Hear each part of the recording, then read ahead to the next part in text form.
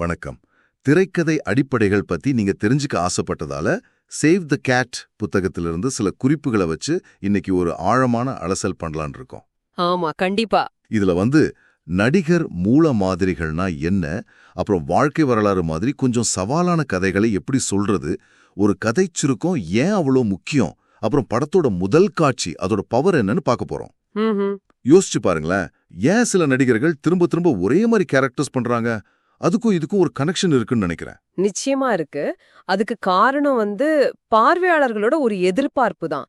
ஒரு நடிகர் ஒரு குறிப்பிட்ட வகை கதாபாத்திரத்துல, அதாவது ஒரு மூல மாதிரியில திரும்ப திரும்ப வரும்போது நமக்கு அவங்களோட ஒரு பிணைப்பு ஈஸியா உருவாகுது. ஓ, அப்படியா? ஆமா. கார் யுங் சொன்ன தியரி எல்லாம் கொஞ்சம் ஆழமானது. ஆனா பிளேக் ஸ்னைடர் ரொம்ப சிம்பிளா சில உதாரணங்கள் சொல்றாரு. இப்ப ரசல் க்ரோனா ஒரு எரால் ஃபிளின் மாதிரி, டாம் ஹேங்க்ஸ்னா ஜிம்மி ஸ்டீவர்ட் மாதிரி, சாண்ட்ரா புல்லக்னா ரோசாலின் ரசல் மாதிரி ஒரு பிம்பம் உருவாகுது. ஆனா இது நடிகர்களை ஒரு வட்டத்துக்குள்ள அடைக்கிற மாதிரி இல்லையா? இல்ல ஒரே மாதிரி கதைகள் திரும்ப வரதுக்கு இது காரணமாயிடுமோ? ஸ்னைடர் இதுக்கு என்ன சொல்றாரு? அது ஒரு நல்ல கேள்வி. ஆனா இத நடிகர்களை அடைக்கிறதா பார்க்காம பார்வையாளர்களோட ஆழ் மனசுல இருக்கிற சில தேவைகளை பூர்த்தி செய்யற ஒரு கருவியா பார்க்கலாம். சொல்ல போனா ஒரு எமோஷனல் ஷார்ட்கட் மாதிரி. ஷார்ட்கட்? ஆமா. முக்கியமா நம்ம புரிஞ்சுக்க வேண்டியது, ஸ்னைடர் சொல்றது ஒரு ஸ்டாருக்காக எழுதாதீங்க, மூல மாதிரிக்கு எழுதுங்க. அந்த மூல மாதிரிக்கு சரியான நடிகர் கிடைப்பாங்க. சரி சரி. உதாரணமா உயரும் இளைஞன், இப்ப ஆடம் சாண்ட்லர் மாதிரி, சோதனைக்குள்ளாகும் நல்ல பெண் ரீஸ் விதர்ஸ்பூன், கவர்ச்சி நாயகன் வின் டீசல், இப்படி பல வகைகள் இருக்கு. ஓகே, இது கற்பனை கதாபாத்திரங்களுக்கு சரி. ஆனா நிஜ மனிதர்களோட வாழ்க்கை வரலாறுகள் சொல்லும்போது, குறிப்பா கின்சி மாதிரி கொஞ்சம் கான்ட்ரவர்ஷியலான ஆட்கள், இல்ல ஜான் நாஷ் மாதிரி ரொம்ப சிக்கலான வாழ்க்கை வாழ்ந்தவங்க, அவங்க கதையை எப்படி சொல்றது? பார்வையாளர்கள் ஏத்துக்கணும் இல்லையா? ஆமா, அது பெரிய சவால்லாம். அதுக்கு சில வழிகள் இருக்கு. இப்ப கின்சி படத்துல பாத்தீங்கன்னா, அவர் ஓரளவுக்கு புரிஞ்சுக்க கூடியவரா காட்ட முயற்சி பண்ணினாங்க. ஏ பியூட்டிஃபுல் மைண்ட்ல நாஷோட வாழ்க்கையில கொஞ்சம் கஷ்டமான பகுதிகளை, அதாவது நேர்மையா சொல்லாத சில விஷயங்களை மாத்தி அவரை நம்ம ஆதரிக்கிற மாதிரி கதையை அமைச்சிருந்தாங்க. ஓ, அப்போ உண்மையை கொஞ்சம் மாத்துறதும் நடக்குது. சில சமயம் தேவைப்படும்.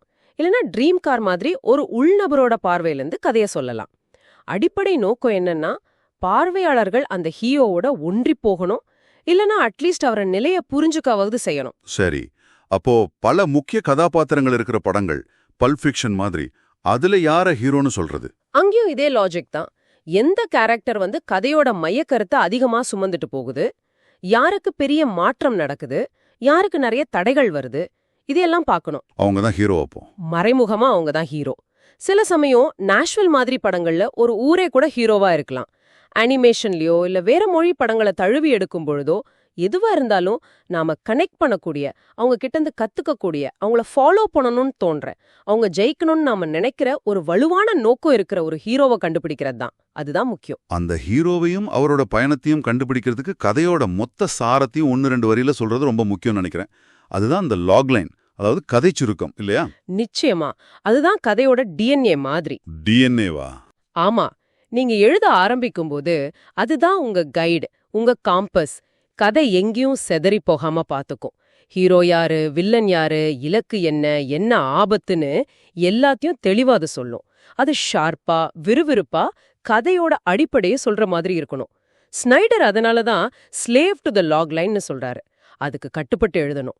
ஒருவேளை கதை மாறுனா லாக்லைனையும் மாத்தணும். இந்த தெளிவுக்கும் ஒரு ஒழுங்கான வடிவத்துக்கும் கட்டுமைப்பு ஸ்ட்ரக்சர் ரொம்ப முக்கியம்னு சொல்றாங்க. திரைக்கதையை விற்கிறதுக்கும் அதோட ரைட்ஸை பாதுகாக்கிறதுக்கும் கூட இது உதவும்னு கேள்விப்பட்டிருக்கேன்.